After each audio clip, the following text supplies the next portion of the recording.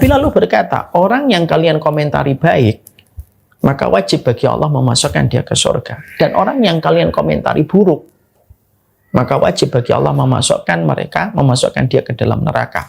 Lalu Nabi menutup closing sabdanya itu dengan kalimat, antum syuhadaullahi fil ardi. Kalian yang hidup, saksi-saksi Allah di atas muka bumi. Kalau kita bekerja, tidak kita mulai bahwasanya kita memiliki sebuah komitmen untuk menjadikan tempat kita bekerja selayak keluarga. Siapa yang akan memberikan testimoni kalau kita baik? Kalau kita meninggal dunia, kalau bukan teman kantor kita, selain tetangga kita dan orang yang kita kenal. Karena ketika kita berlaku yang terbaik, akhlak yang terbaik, lalu kita meninggal dunia, orang-orang di kantor mengatakan dia teman kantor saya, teman direksi saya, dia teman satu departemen dengan saya, dia orang yang baik.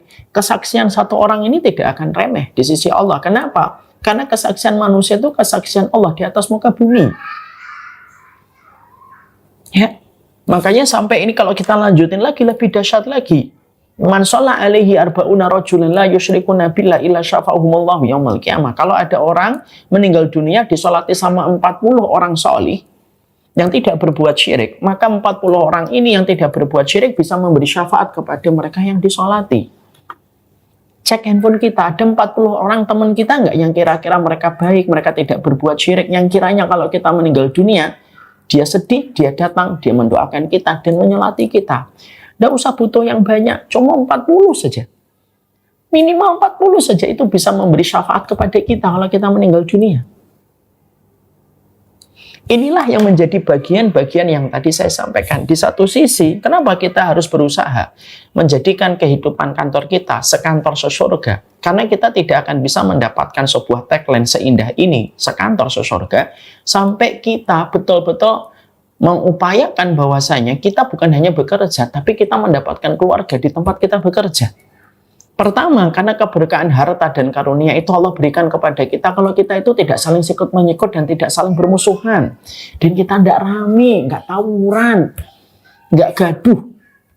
Dan yang kedua, kenapa kita itu supaya rukun? Karena tempat kita bekerja itu tempat yang paling banyak kita tempatin selain rumah kita. Kita butuh kesaksian teman kantor kita kalau kita orang baik ketika kita tidak menyakitin mereka. Kita butuh mereka menyolati kita, setidaknya 40 di antara teman-teman kantor kita. Kalau mereka itu mendapati kita meninggal, mereka datang dengan tulus dan berkata, Allahumma fillahu warhamhu wa'afihi wa'afu'an wa'akrim nuzulahu wa wasi'mat khalahu. Maka sesungguhnya kita akan diampuni dan diberikan syafaat dari 40 orang yang menyolatin kita.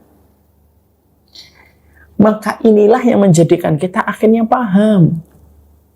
Membicarakan tentang profit supaya kita bisa maksimal, itu bukan hanya bagaimana strategi bisnisnya, tapi bagaimana mengupayakan supaya big team yang kita miliki ini ketika kita sadar bahwasanya karunia rezeki kita itu berdasarkan tim kita dan kita tidak bisa mendapatkan rezeki by personal, ya pastikan bahwasanya kita ini harus menjadikan salah satu di antara moto besarnya pekerjaan kita, terkhusus kepada perkebunan Nusantara. Sekantor sesurga itu bukan hanya tagline, tetapi ikhtiar yang harus kita lakukan. Ya? Makanya inilah yang menjadikan kita setidaknya apa yang harus kita lakukan ketika kita itu ingin untuk mewujudkan tentang perkara ini. Ya setidaknya ada beberapa poin penting, karena waktu kita sangatlah terbatas. Sekarang udah berapa? 2:30 ya? Masya Allah, udah 1 jam nggak kerasa. Saya sampaikan beberapa poin penting aja globalnya, supaya ini juga merupakan bagian dari materi yang sering saya sampaikan kepada tim kami di Syamila. Yang pertama yang kita harus ingat adalah, kebersamaan itu tidak menjanjikan kepuasan, tetapi pasti memberikan keberkahan. Kalau yang kita kejar, hidup bersama di satu kantor, ketika kita sadar dari awal bahwasanya harta kita, rezeki kita dititipkan melalui tim besar, teamwork yang kita harus saling membangun support system di antara kita dan teman-teman kita, maka kita harus ingat, kalau kita mulai sadar, oh rezeki kita itu bukan personal, rezeki kita itu kalau kita saling menjadi support system, maka pastikan satu yang kita harus miliki, bermuamalah dan berinteraksi itu tidak menjanjikan kepuasan, tapi pasti memberikan keberkahan bagi mereka yang bersabar. Kalau yang kita kejar itu adalah kepuasan, maka kita akan menghalalkan setiap permusuhan dan pertikaian.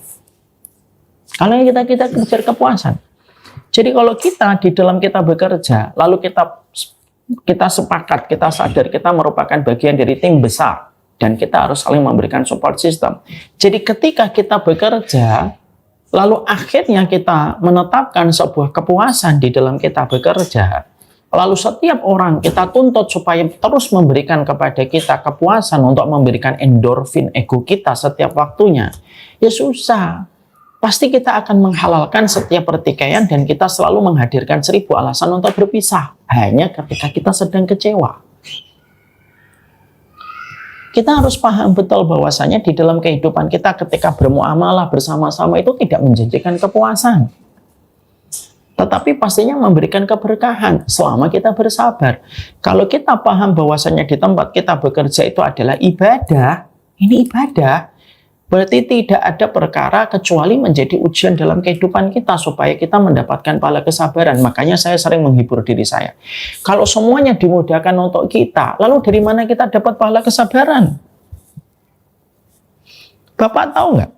Saya ini dalam bermuamalah, di dalam saya berdakwah, apakah semua orang pro sama saya? Enggak, banyak orang yang nggak suka sama Umar Mita. Ketemu nggak pernah, berjumpa nggak pernah, ngobrol nggak pernah. Tapi ngomongin saya dan keluarga saya semau-maunya dia. Dikatakan sesat lah, dikatakan bla bla bla. Tapi saya menyadari betul, kalau kita menghadapi dalam muamalah dan interaksi kita, terkadang kita menghadapi ketidakpuasan, disitulah kita itu tahu. Memang hidup tidak ngejar kepuasan. Tapi hidup itu mengejar keberkahan, dan keberkahan itu datang kepada mereka yang bersabar.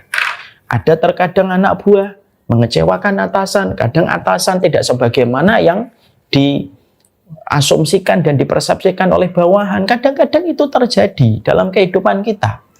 Bukankah Umar bin Khattab juga pernah, beliau tidak setuju dengan keputusan Nabi Muhammad dalam perang Hudaybiyah sampai Umar bin Khattab berkata, "Alasna alal haq ya Rasulullah, bukankah kita berada di atas kebenaran ya Rasulullah?"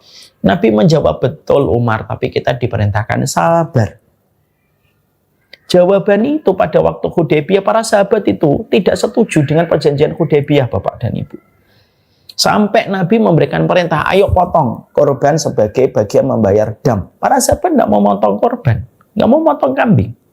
Sampai Nabi masuk ke kemah dan menjumpai Ummu Salamah, dan Ummu Salamah memberikan arahan, ya sudah, sembelih saja ya Nabi sendiri, bayar damnya.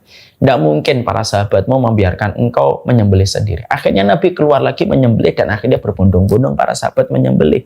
Mereka pun pernah dalam kondisi ketika mereka itu tidak setuju dengan apa yang dikatakan di dalam perjanjian Hudaybiyah.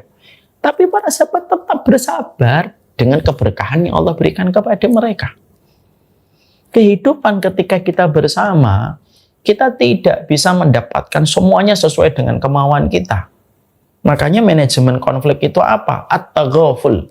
At-taghaful itu apa? Kata Imam Ahmad, at-taghaful itu adalah nggak usah kita mempersoalkan masalah-masalah yang kecil itu jadi besar gitu loh. Itu kata Imam Ahmad. Ya orang kan pasti punya salah gitu. Ambil aja sisi hikmahnya. Kalau ada orang yang membenci kita, supaya kita bersyukur atas orang yang hadir untuk kita.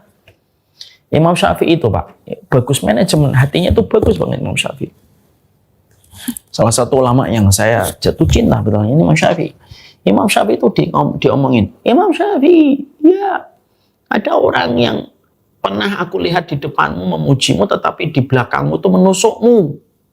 Dia membicarakan kekuranganmu, bla bla bla. Imam Syafi'i itu senyum. Orang itu berkata, "Loh kok kamu senyum Imam Syafi'i?" Ya iyalah, setidaknya dia takut ketika di depanku.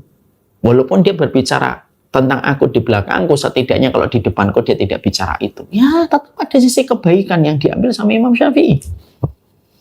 Kadang-kadang Allah hadirkan orang yang terkadang tidak cocok kepada kita, baik itu di kantor, dalam interaksi sosial, dalam tetangga, supaya kita itu sadar. Hidup itu tidak bisa kita kendalikan dan kita kontrol 100% sesuai dengan kemauan kita.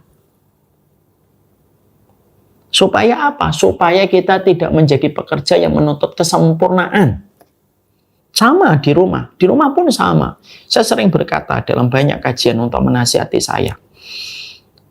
Menikah itu tidak menjanjikan kepuasan, tapi memberikan keberkahan. Gimana? Bagi mereka yang bersabar. Makanya doanya saya, kalau saya sedang mendoakan istri saya, simpel saja. Ya Allah, semoga kesabaran istri saya lebih besar daripada kesalahan saya, dan semoga kesalahan saya lebih besar daripada kesalahan istri saya. Karena tidak akan membahayakan setiap masalah, selama kita memiliki kesabaran yang lebih besar. Saya yakin di perkebunan Nusantara ini, tidak semuanya orang itu bisa terus menyenangkan kita, Pak. Kadang-kadang kita menghadapi orang-orang yang tidak sesuai dengan harapan kita. Wajar itu. Yang tidak wajar itu kalau kita menyikapinya itu membabi buta.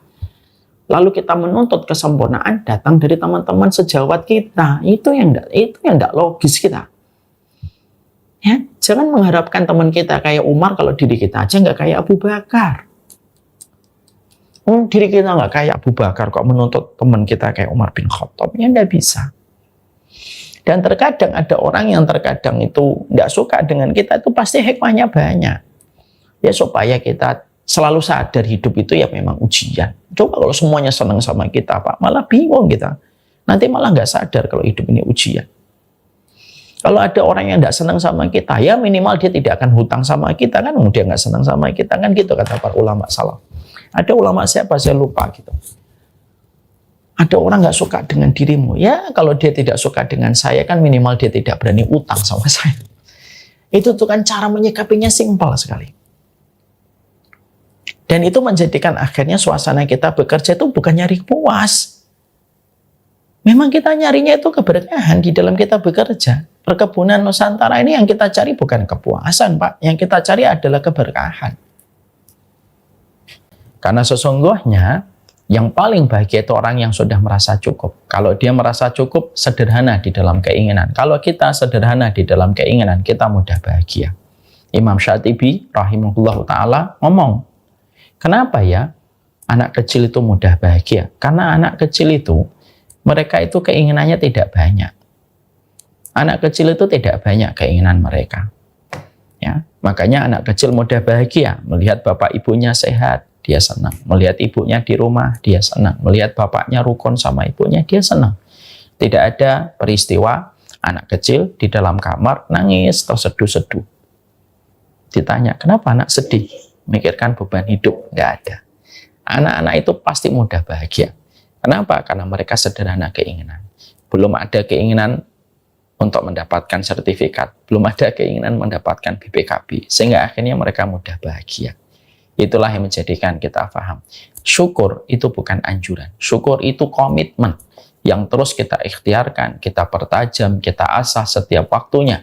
Supaya betul-betul kita memiliki obat dari getirnya hidup pada zaman ini. Yaitu ketika kita memiliki kesyukuran. Ketika setiap orang selalu melihat segala sesuatu dengan materi, dan setiap orang melihat segala sesuatu dengan brand ataupun dengan finansial, maka orang yang lapang adalah orang yang bersyukur. Syukur memberikan kecukupan dan pasti memberikan ketenangan. Syukur itu tidak menjanjikan kuantitas, tetapi syukur memberikan kepada kita kualitas. Semoga kita menjadi orang yang beriman, dan orang beriman adalah mereka yang tidak pernah kehabisan alasan untuk bersyukur kepada Allah. Amin insyaallah. Seluruh Bapak dan Ibu dan seluruh direksi dan seluruh para pimpinan direksi yang hadir, yang tidak mampu saya sebutkan satu persatu tanpa menafikan dan mengurangi rasa takzim kami. Kita tentunya paham bahwasanya di dalam kehidupan kita, Allah memberikan kesempatan kita untuk hidup. Dan ketika kita diberikan kesempatan hidup, Allah memberikan kewajiban kepada kita supaya kita beribadah kepadanya, supaya kita mampu mendapatkan rahmat pada kehidupan berikutnya ketika kita menjalani kehidupan di dunia ini dengan kita beribadah. Beribadah itu bukan hanya ketika kita berdiri di atas sajadah. Beribadah itu bukan hanya pula ketika kita tawaf di depan Ka'bah, tapi termasuk ibadah adalah perkara apapun yang dicintai oleh Allah ketika kita menjalani kehidupan, maka itu pun ibadah.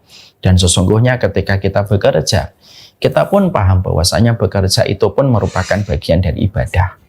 Cuma perbedaannya dengan kalangan materialisme dan kapitalisme.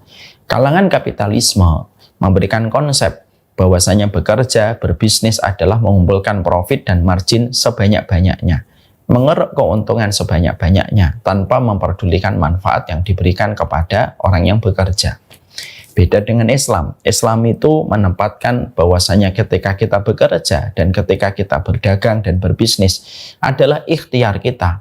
Bagaimana kita menjemput rezeki yang datang dari Allah supaya menegakkan tulang kita di dalam kehidupan beribadah kepada Allah dan kita tidak menjadi beban dan tumpangan bagi orang lain, dan supaya kita bisa menebarkan maslahat dan manfaat kepada orang di sekitar kita, terutama untuk keluarga kita. Maka itulah yang dinamakan dengan pekerjaan, dan itu ibadah.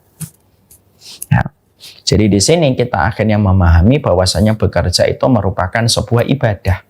Sehingga ketika nanti kita keluar dari rumah kita mengarahkan langkah kaki kita menuju ke kantor di perkebunan Nusantara, jangan kita mengira itu hanya untuk mendapatkan gaji. Jangan kita mengira bahwasanya itu sekedar profesi. Tapi setiap ayunan langkah, ketika kita ingin menegakkan tulang kita, memberikan kecukupan kepada keluarga kita, dan ingin supaya dengan kelebihan rezeki yang kita peroleh, kita bisa berbagi, kita bisa menebarkan manfaat dan maslahat, dan kita bisa membantu agama Allah dengan rezeki yang kita dapatkan, maka setiap ayunan langkah kakinya itu merupakan ibadah yang dicintai oleh Allah. Makanya menarik kalau kita memperhatikan ada satu ayat di dalam surat Al-Jum'ah yang biasanya dibaca oleh para khatib ketika mengimami sholat Jumat. Ketika Allah berfirman, فَإِذَا قُضِيَتِ الصَّلَاةُ فَانْتَشِرُوا فِي الْأَرْضِ wabtaghu min fadlillah wadhkurullaha katsiran la'allakum tuflihun. Dikatakan oleh Allah di dalam firman-Nya, ya ayyuhalladzina amanu fa idza qudiyatis shalah, kalau sudah selesai salat wahai orang yang beriman, ketika kamu menyelesaikan salat Jumat jangan lama-lama di dalam masjid. Fantashiru fil ardi, keluarlah dari masjid sesegera mungkin, bertebaran di atas muka bumi. Wabtaghu min fadlillah, carilah karunia Allah yang Allah sebarkan di dalam kehidupan. Ambil setiap karunia yang Allah kirimkan supaya kita mendapatkan karunia rezeki. Wadhkurullaha, tetapi jangan lupa selalu berzikir, selalu ingat Allah, dan selalu mengagungkan Allah. Jadi kalau kita mencari rezeki itu jangan mengagungkan harta, tapi agungkanlah Allah. Wadhkurullaha, kamu ingat Allah, kamu agungkan Allah, maka sesungguhnya kamu akan mendapatkan keberuntungan. Di sini kita menjumpai dan kita mendapati Allah itu justru tidak berkenan ketika habis sholat Jumat yang merupakan puncak ibadah yang kita lakukan secara per pekan dan per minggu. Ternyata itu puncaknya ada pada sholat Jumat. Tetapi Allah tidak menyuruh kita berlama-lama di dalam masjid supaya kita bergegas mencari karunia Allah. Makanya khutbah Jumat yang paling baik adalah khutbah Jumat yang singkat, yang tidak terlalu panjang. Kenapa? Khutbah Jumat itu disunahkan supaya tidak terlalu panjang. Satu, karena kondisi manusia itu fitrahnya cepat bosan dengan setiap kalimat kalau terlalu panjang. Yang kedua, kenapa khutbah Jumat itu pendek? Karena pada dasarnya setiap orang yang mengikuti sholat Jumat, mereka punya hajat-hajat yang mereka harus selesaikan. Maka sesungguhnya diperpendek khutbahnya supaya hajat-hajat yang dimiliki para jamaah yang mengikuti dan menghadiri sholat Jumat tidak terhalang oleh egoisnya seorang khatib ketika terlalu panjang. Itu menjelaskan kepada kita, perhatikan bagaimana Allah meletakkan profesionalitas di dalam kehidupan. Bagaimana kehidupan diatur dengan sebaik-baik pengaturan dalam kondisi yang detail. Itulah ketika kita bekerja. Makanya bekerja itu merupakan culture-nya sunnah di dalam kehidupan. Karena sesungguhnya justru ketika kita tidak bekerja menjadi beban bagi orang lain, menjadi tanggungan bagi orang lain dan menyusahkan, maka justru itu salah. Dan justru bukan itu hamba yang Allah cintai ketika mereka menjalani kehidupan di dunia. Ada satu insight yang bagus sekali yang pernah terjadi pada masa Hasan al-Basri. Hasan al-Basri itu bapak dan ibu, itu seorang ulama besar di kalangan tabi'in, hidup setelah era para sahabat. Hasan al-Basri itu pada satu waktu dia mencari salah satu muridnya yang tidak kunjung datang. Namanya Thabit al-Bunani. Akhirnya Thabit datang ke majelis ilmunya Hasan al-Basri dalam kondisi terlambat. Terjadilah dialog dan percakapan antara Hasan al-Basri dengan muridnya. Kenapa kamu terlambat? Lima ta'akharta. Kamu kenapa sih telat? Muridnya ngomong, iya saya telat.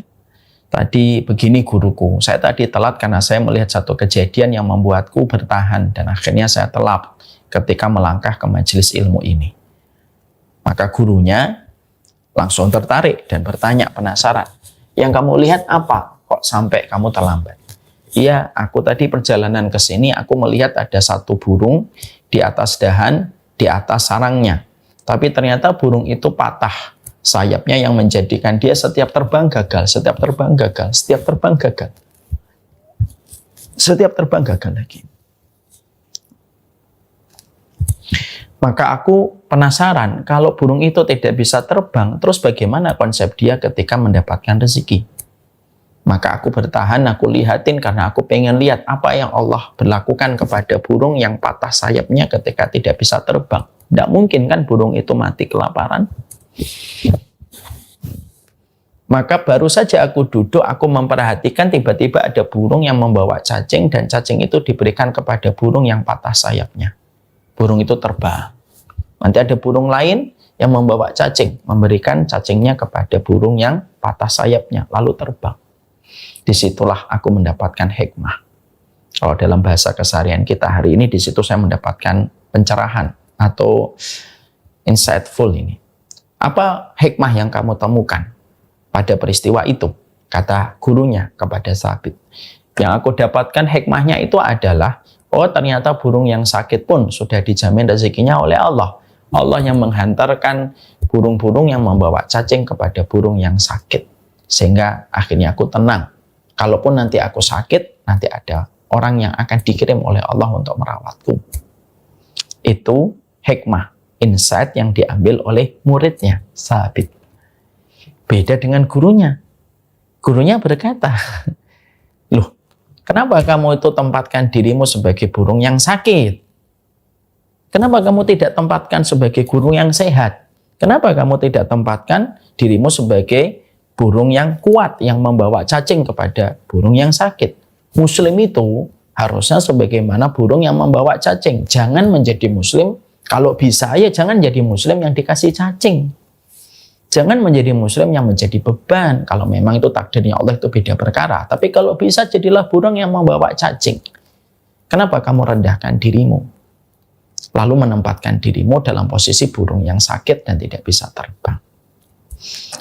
Maka seketika muridnya berkata, hikmah yang diambil oleh guruku jauh lebih baik daripada hikmah yang aku ambil. Itulah yang menjadikan kita semakin terbuka sekali bahwasanya ternyata bekerja itu merupakan sebuah kemuliaan. Makanya para ulama lalu ditanya, bagaimana ada fulan, dia tiap hari ibadah, tiap hari dia taat. Ya, dia tiap hari ibadah, dia taat, tapi justru menjadi beban bagi orang lain yang mencukupi dirinya. Ada satu hamba lagi yang dia beribadah, mencukupkan yang wajib, menambahi yang sunnah-sunnah sedikit, tetapi dia bekerja, dia menebarkan manfaat, dan setiap orang di sekitarnya mendapatkan manfaat dari keberadaannya. Sebagaimana pohon kurma yang semua bagian dari pohon kurma itu memberi manfaat. Para ulama berkata, yang kedua jauh lebih mulia di sisi Allah dibandingkan yang pertama. Kenapa? Karena dia tidak menjadi beban, tidak menjadi tanggungan, tidak merepotkan orang, tidak menyusahkan orang. Tapi justru dia menjadi agen-agen dari keluarganya Allah di atas muka bumi ketika memberikan manfaat kepada banyak orang. Itu yang menjadikan kita paham, dan itulah yang menjadikan bapak dan ibu harus sadar. Kalau bapak dan ibu pergi ke kantor, jam 7 berangkat, jam 9 sampai di kantor, membuka iPad kita, membuka komputer kita, jangan dikira, wah saya lagi menjadi hamba dunia. Bukan. Wah saya lagi menjadi budak dunia. Bukan. Kalau kita sedang bekerja dan kita berangkat dari hati yang kita paham dengan ilmu, ketika kita mendapatkan petunjuk bahwasanya ini supaya saya tidak menjadi tanggungan orang lain, maka bekerjanya kita 9 to 5, 9 sampai ke angka 5, setiap harinya itu adalah ibadah yang semuanya akan dihisap oleh Allah dan akan menjadi karunia yang memberatkan mizan kebaikan kita selama kita memahami way-nya dari mana kita itu bekerja. Dan ini penting sekali. Kenapa? Karena titik tolak ketika kita berpikir sesuatu membedakan hasil kita di sisi Allah. Ada orang yang keluar dari kantornya dalam kondisi dia menganggap untuk nyari profit sebesar-besarnya, mengambil margin sebanyak-banyaknya, tidak peduli halal dan haram, maka itu adalah pekerjaan yang tentunya pekerjaan itu duniawi yang dia akan dihisap. Tapi kalau ada orang bekerja, dia profesionalitas di dalam pekerjaannya, menyelesaikan setiap aktivitasnya dengan cara yang terbaik, karena dia menggapai karunia yang datang dari Allah yang maha sempurna, dia menggapainya dengan cara yang paling sempurna yang mampu dia lakukan, maka dia dinilai setiap menitnya itu adalah ibadah.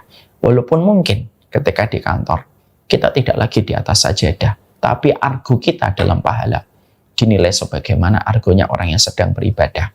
Dan itu dimulai dari niat yang benar. Jadi begitu dulu. Ini yang kita harus pahami.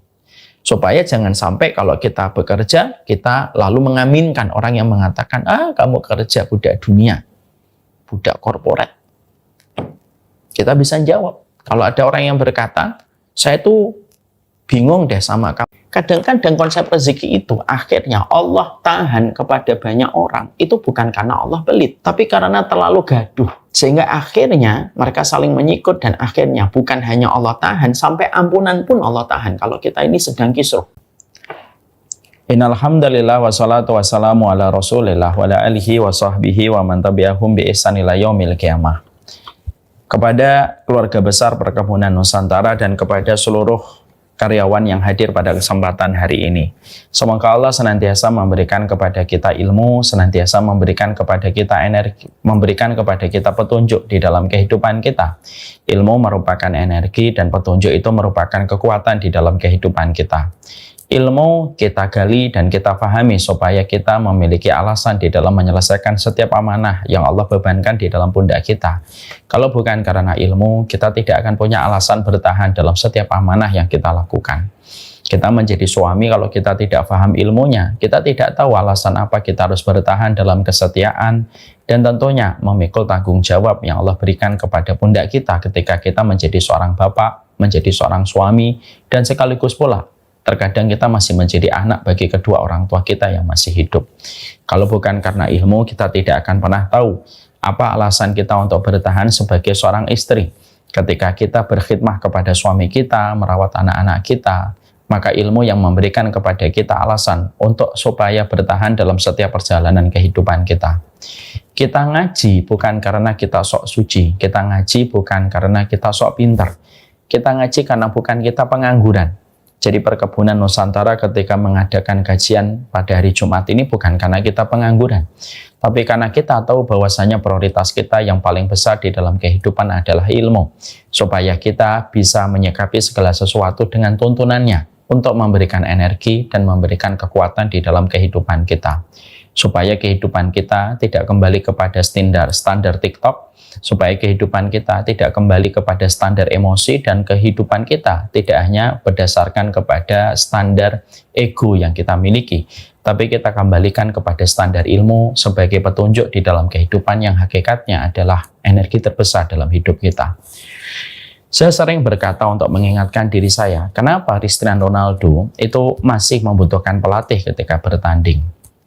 Maka sesungguhnya Cristiano Ronaldo walaupun telah memenangkan banyak sekali trofi dan telah memenangkan banyak sekali turnamen, tetapi beliau tetap butuh pelatih ketika beliau merumput. Karena sejatinya simpel, pelatih itu melihat sisi lemahnya seorang Cristiano Ronaldo ketika merumput dan bertanding, yang terkadang tidak bisa dilihat blind spotnya dan weakness pointnya oleh Cristiano Ronaldo sendiri. Tapi yang bisa melihatnya adalah pelatihnya, dan pelatihnya itu memberikan masukan kepada Cristiano Ronaldo atas blind spot yang mungkin tidak dia lihat sendiri. Kenapa Messi itu masih membutuhkan pelatih, dan karir cemerlang Messi ketika akhirnya menjadi juara dunia tidak lepas dari pelatihnya. Karena sesungguhnya pelatihnya itu mampu melihat titik butanya Messi ketika dia merumput yang terkadang tidak bisa dilihat oleh Messi, walaupun Messi memenangkan banyak sekali kejuaraan.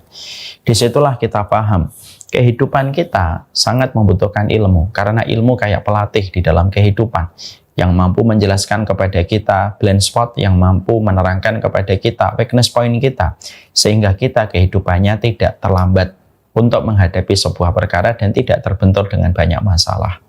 Kalau ada manusia mendapatkan banyak masalah di dalam kehidupan mereka, itu bukan karena Allah jahat kepada mereka, tidak, insya Allah. Kalaupun ada manusia terbentur dengan masalah, problematika, konflik yang dihadapi, bukan karena Allah itu murka kepadanya semata, tapi bisa jadi karena dia tidak mau mempelajari ilmu yang harusnya memberikan kepada dia keselamatan dari banyak benturan. Ada orang yang sifatnya terbentur, baru terbentuk dan tersadar. Tapi ada orang yang mereka tersadar ketika mereka memahami ilmu, menyerap ilmu sebagai petunjuk, dan menjadikan ilmu sebagai imam di dalam kehidupan, sehingga dia tidak mengalami banyak benturan yang menguras energi dan menguras fokusnya dan kekuatan yang dia miliki. Inilah yang menjadikan kita senantiasa, semoga kita, saya dan seluruh keluarga besar Perkebunan Nusantara, senantiasa kita paham, kita ngaji bukan karena kita sok suci, kita ngaji bukan karena kita pengangguran, kita ngaji karena kita tahu betul bahwasanya ilmu memberikan kepada kita kekuatan dan energi. Dan kita harus paham, surga identik dengan ilmu sebagaimana ikan identik dengan air. Karulah masuk ke Perkebunan Nusantara saja kita harus berilmu. Dan kita harus sekolah minimal S1 supaya kita apply-nya bisa diterima untuk bekerja di Perkebunan Nusantara. Minimal S1, totalnya 16 tahun kita sekolah. Apalagi ketika kita mengharapkan surga. Surga itu butuh ilmu. Sebagaimana kerja di Perkebunan Nusantara, kita membutuhkan ilmu yang bisa menjadikan kita diterima ketika spek ilmunya sesuai yang dibutuhkan oleh Perkebunan Nusantara. Inilah bahasa yang paling mudah untuk menggambarkan kita supaya kita jangan sampai menerjemahkan ilmu itu siraman rohani. Ilmu bukan siraman rohani, tapi ilmu adalah kurikulum di dalam kehidupan kita yang kita butuhkan setiap waktu, setiap saat, supaya memberikan energi dan kekuatan di dalam perjalanan hidup kita. Alhamdulillah, tentunya senantiasa kita bersyukur kepada Allah atas setiap nikmat yang Allah berikan pada perjalanan hidup kita. Bukan tempatnya yang sempit, tetapi terkadang hatinya yang kurang luas. Bukan syukurnya, bukan nikmatnya yang kurang, tetapi syukurnya yang kurang ditambah. Inilah yang menjadikan kita paham, syukur itu bukan anjuran, syukur itu bukan himbauan, tetapi syukur adalah kewajiban. Dan proses ikhtiar tidak pernah henti setiap waktunya, setiap saatnya, supaya kita bisa melatih hati kita bersyukur kepadanya dalam setiap perjalanan kehidupan kita. Syukur itu tidak datang secara laduni, syukur itu tidak datang secara otomatis. Tiba-tiba hati kita bersyukur, tidak bisa. Syukur itu harus dilatih setiap perjalanan kehidupan kita. Karena sesungguhnya tidak ada obat dari getirnya kehidupan kecuali adalah kesabaran plus kesyukuran. Syukur itu akan memberikan kepada kita kecukupan, dan syukur itu akan memberikan kepada kita ketenangan setelah kita dicukupkan oleh Allah. Kita harus paham bahwasanya kecukupan itu hak prerogatifnya Allah. Teori makro dan teori ekonomi mikro bisa menentukan teori-teori ekonomi, tetapi mereka tidak bisa merumuskan kecukupan, karena kecukupan itu hanya miliknya Allah semata, kata Imam Syafi'i. Dan sesungguhnya kecukupan itu hanya Allah berikan kepada mereka yang bersyukur. Yang kaya belum tentu cukup, yang miskin belum tentu kurang. Bisa jadi ada orang bergaji UMR tetapi cukup, karena ada peran serta keberkahan yang Allah berikan kepadanya ketika dia bersyukur. Terkadang mereka yang kaya mungkin dengan gaji 4 digit, tapi belum tentu dia cukup ketika Allah meninggalkan dia dengan keberkahannya. Dia tidak mendapatkan keberkahan dan akhirnya tidak mendapatkan kecukupan. Kalau kita tidak pernah merasa cukup, kita tidak akan pernah tenang. Gimana kita tenang? Ketenangan itu didapatkan ketika kita selalu bersyukur terhadap apapun yang Allah berikan dan apapun anugerah yang Allah turunkan di dalam kehidupan kita. Dan sesungguhnya syukur itu kita latih dengan 2 perkara. 1, jangan banyak membandingkan kehidupan kita dengan kehidupan orang lain. Semuanya telah berada pada takaran yang telah ditentukan oleh Allah, dan Allah itu memiliki sifat alim, di mana Allah tidak mungkin salah menitipkan setiap rezeki kepada setiap keluarga dengan hikmah yang terbaik. Kita tidak perlu membandingkan ukuran sepatu kita dengan ukuran sepatu orang lain.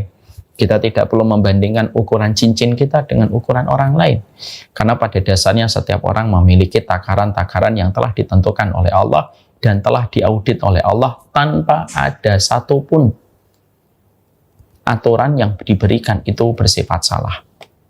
Makanya inilah yang menjadikan kita melatih kesyukuran. Syukur itu gimana? Yaitu adalah ketika kita tidak perlu membandingkan kehidupan kita dengan kehidupan siapapun.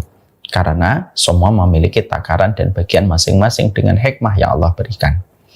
Yang kedua, kita tidak perlu banyak melihat kehidupan orang lain. Dan tidak perlu bagi kita banyak melihat pencapaian kehidupan orang lain. Karena sesungguhnya terkadang segala sesuatu menjadikan kita akhirnya kurang lapang ketika kita selalu melihat pencapaian kehidupan orang lain. Makanya Ibnu Rajab itu mengatakan, melatih hati kita supaya kita mudah bersyukur, jangan banyak melihat pencapaian orang lain. Karena terkadang setan itu menumpang ketika hati kita, mata kita melihat pencapaian orang lain, kita merasa bahwasanya seakan-akan pencapaian itu harusnya untuk kita, bukan untuk orang lain. Pada saat itulah tumbuh rasa hasad, hilang rasa syukur. Sesungguhnya inilah yang menjadikan kita melatih bagaimana kesyukuran kita. Kalau kita sudah bersyukur, Allah berikan kecukupan. Kalau Allah sudah memberikan kepada kita kecukupan, pasti Allah memberikan kepada kita ketenangan. Orang yang paling bahagia bukan orang yang kaya raya. Saya tidak yakin itu Bill Gates itu dia bahagia, karena saya nggak ngerti. Tapi saya tidak yakin pasti dia bahagia, belum tentu. Karena sesungguhnya bisa jadi ada orang kaya, tetapi dia tidak pernah merasa cukup. Sehingga terus timbul keinginan. Kalau terus timbul keinginan, tidak ada ujungnya dan tidak ada limitnya. Karena jarak antara kita dengan kebahagiaan sebatas pada keinginan yang tidak pernah terselesaikan. Dan itu tidak akan pernah menjadikan orang tenang di dalam istirahatnya dan tenang di dalam dia menjalani aktivitasnya. Karena sesungguhnya yang paling bahagia itu orang yang sudah merasa cukup. Kalau dia merasa cukup, sederhana di dalam keinginan. Kalau kita sederhana di dalam keinginan, kita mudah bahagia. Imam Syatibi rahimahullah ta'ala ngomong, kenapa ya anak kecil itu mudah bahagia? Karena anak kecil itu, mereka itu keinginannya tidak banyak. Anak kecil itu tidak banyak keinginan mereka. Ya, makanya anak kecil mudah bahagia. Melihat bapak ibunya sehat, dia senang. Melihat ibunya di rumah, dia senang. Melihat bapaknya rukun sama ibunya, dia senang. Tidak ada peristiwa anak kecil di dalam kamar nangis terseduh-seduh. Ditanya, kenapa anak sedih? Mikirkan beban hidup. Nggak ada. Anak-anak itu pasti mudah bahagia. Kenapa? Karena mereka sederhana keinginan. Belum ada keinginan untuk mendapatkan sertifikat. Belum ada keinginan mendapatkan BPKB. Sehingga akhirnya mereka mudah bahagia. Itulah yang menjadikan kita paham. Syukur itu bukan anjuran. Syukur itu komitmen yang terus kita ikhtiarkan, kita pertajam, kita asah setiap waktunya. Supaya betul-betul kita memiliki obat dari getirnya hidup pada zaman ini. Yaitu ketika kita memiliki kesyukuran. Ketika setiap orang selalu melihat segala sesuatu dengan materi, dan setiap orang melihat segala sesuatu dengan brand ataupun dengan finansial, maka orang yang lapang adalah orang yang bersyukur. Syukur memberikan kecukupan dan pasti memberikan ketenangan. Syukur itu tidak menjanjikan kuantitas, tetapi syukur memberikan kepada kita kualitas. Semoga kita menjadi orang yang beriman, dan orang beriman adalah mereka yang tidak pernah kehabisan alasan untuk bersyukur kepada Allah. Amin insyaallah. Seluruh bapak dan ibu, dan seluruh direksi, dan seluruh para pimpinan direksi yang hadir yang tidak mampu saya sebutkan satu persatu tanpa menafikan dan mengurangi rasa takzim kami. Kita tentunya paham bahwasanya di dalam kehidupan kita, Allah memberikan kesempatan kita untuk hidup. Dan ketika kita diberikan kesempatan hidup, Allah memberikan kewajiban kepada kita supaya kita beribadah kepadanya, supaya kita mampu mendapatkan rahmat pada kehidupan berikutnya ketika kita menjalani kehidupan di dunia ini dengan kita beribadah. Beribadah itu bukan hanya ketika kita berdiri di atas sajadah. Beribadah itu bukan hanya pula ketika kita tawaf di depan Ka'bah, tapi termasuk ibadah adalah perkara apapun yang dicintai oleh Allah ketika kita menjalani kehidupan, maka itu pun ibadah. Dan sesungguhnya ketika kita bekerja, kita pun paham bahwasanya bekerja itu pun merupakan bagian dari ibadah. Cuma perbedaannya dengan kalangan materialisme dan kapitalisme. Kalangan kapitalisme memberikan konsep bahwasanya bekerja, berbisnis adalah mengumpulkan profit dan margin sebanyak-banyaknya, mengeruk keuntungan sebanyak-banyaknya tanpa memperdulikan manfaat yang diberikan kepada orang yang bekerja. Beda dengan Islam. Islam itu menempatkan bahwasanya ketika kita bekerja dan ketika kita berdagang dan berbisnis adalah ikhtiar kita. Bagaimana kita menjemput rezeki yang datang dari Allah supaya menegakkan tulang kita di dalam kehidupan beribadah kepada Allah dan kita tidak menjadi beban dan tumpangan bagi orang lain dan supaya kita bisa menebarkan maslahat dan manfaat kepada orang di sekitar kita, terutama untuk keluarga kita. Maka itulah yang dinamakan dengan pekerjaan dan itu ibadah. Nah, jadi di sini kita akhirnya memahami bahwasanya bekerja itu merupakan sebuah ibadah.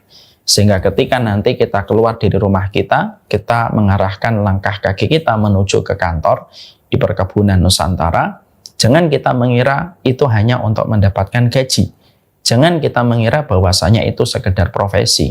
Tapi setiap ayunan langkah, ketika kita ingin menegakkan tulang kita, memberikan kecukupan kepada keluarga kita, dan ingin supaya dengan kelebihan rezeki yang kita peroleh, kita bisa berbagi, kita bisa menebarkan manfaat dan maslahat, dan kita bisa membantu agama Allah dengan rezeki yang kita dapatkan, maka setiap ayunan langkah kakinya itu merupakan ibadah yang dicintai oleh Allah. Makanya menarik kalau kita memperhatikan ada satu ayat di dalam surat Al-Jum'ah yang biasanya dibaca oleh para khatib ketika mengimami sholat Jumat. Ketika Allah berfirman, فَإِذَا قُضِيَتِ الصَّلَاةُ فَانْتَشِرُوا فِي الْأَرْضِ wabtahu min fadlillah wadkurullaha katsiran la'allakum tuflihun.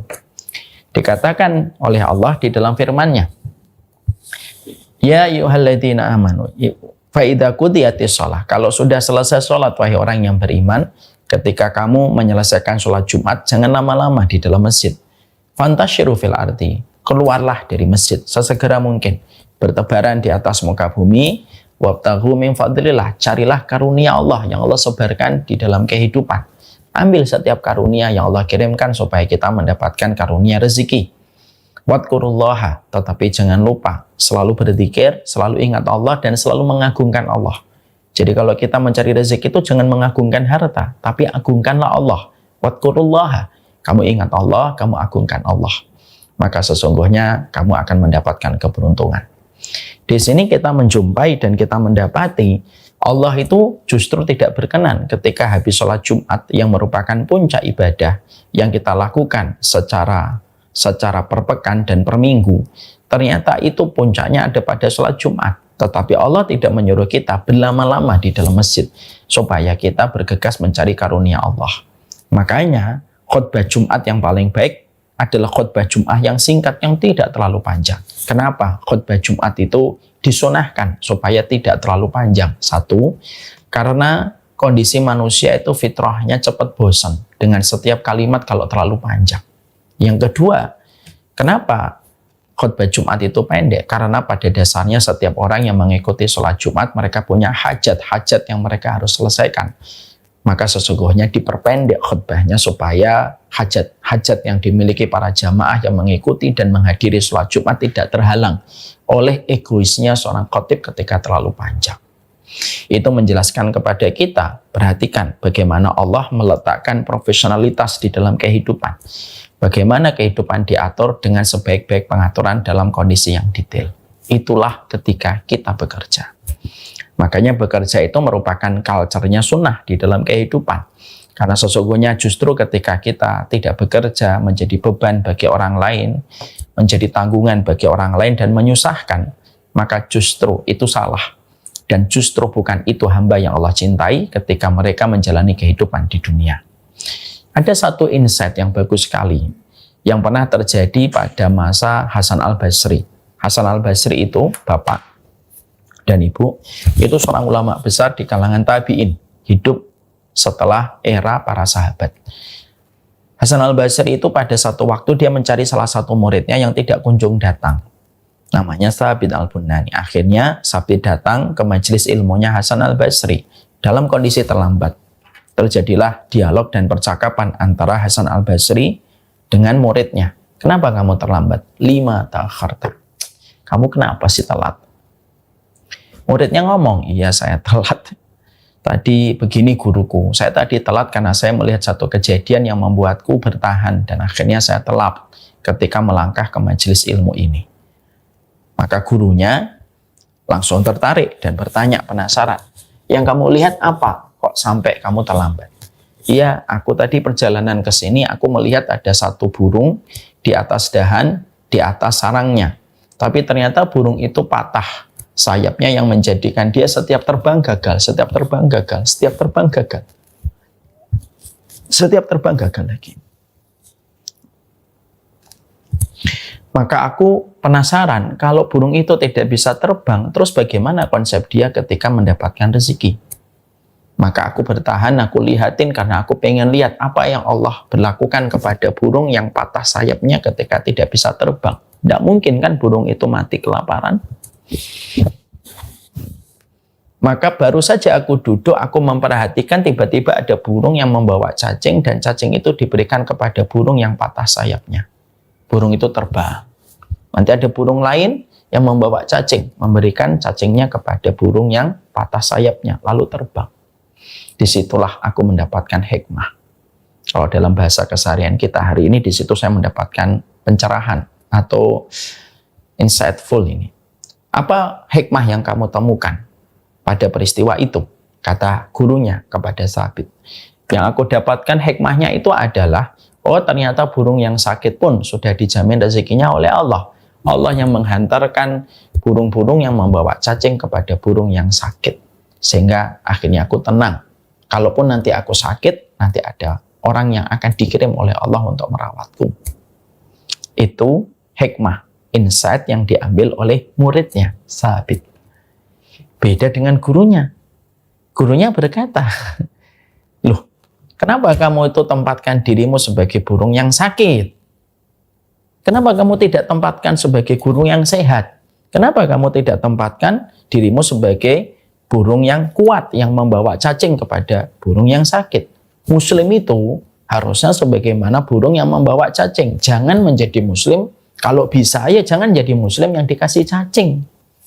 Jangan menjadi muslim yang menjadi beban. Kalau memang itu takdirnya Allah, itu beda perkara. Tapi kalau bisa, jadilah burung yang membawa cacing. Kenapa kamu rendahkan dirimu? Lalu menempatkan dirimu dalam posisi burung yang sakit dan tidak bisa terbang. Maka seketika muridnya berkata, hikmah yang diambil oleh guruku jauh lebih baik daripada hikmah yang aku ambil. Itulah yang menjadikan kita semakin terbuka sekali bahwasanya ternyata bekerja itu merupakan sebuah kemuliaan. Makanya para ulama lalu ditanya, bagaimana ada fulan, dia tiap hari ibadah, tiap hari dia taat. Ya, dia tiap hari ibadah, dia taat, tapi justru menjadi beban bagi orang lain yang mencukupi dirinya. Ada satu hamba lagi yang dia beribadah, mencukupkan yang wajib, menambahi yang sunnah-sunnah sedikit, tetapi dia bekerja, dia menebarkan manfaat, dan setiap orang di sekitarnya mendapatkan manfaat dari keberadaannya. Sebagaimana pohon kurma, yang semua bagian dari pohon kurma itu memberi manfaat. Para ulama berkata, yang kedua jauh lebih mulia di sisi Allah dibandingkan yang pertama. Kenapa? Karena dia tidak menjadi beban, tidak menjadi tanggungan, tidak merepotkan orang, tidak menyusahkan orang. Tapi justru dia menjadi agen-agen dari keluarganya Allah di atas muka bumi ketika memberikan manfaat kepada banyak orang. Itu yang menjadikan kita paham, dan itulah yang menjadikan bapak dan ibu harus sadar. Kalau bapak dan ibu pergi ke kantor, jam 7 berangkat, jam 9 sampai di kantor, membuka iPad kita, membuka komputer kita, jangan dikira, wah saya lagi menjadi hamba dunia. Bukan. Wah saya lagi menjadi budak dunia. Bukan. Kalau kita sedang bekerja dan kita berangkat dari hati yang kita paham dengan ilmu, ketika kita mendapatkan petunjuk bahwasanya ini supaya saya tidak menjadi tanggungan orang lain, maka bekerjanya kita 9 to 5, 9 sampai ke angka 5, setiap harinya itu adalah ibadah yang semuanya akan dihisap oleh Allah dan akan menjadi karunia yang memberatkan mizan kebaikan kita selama kita memahami way-nya dari mana kita itu bekerja.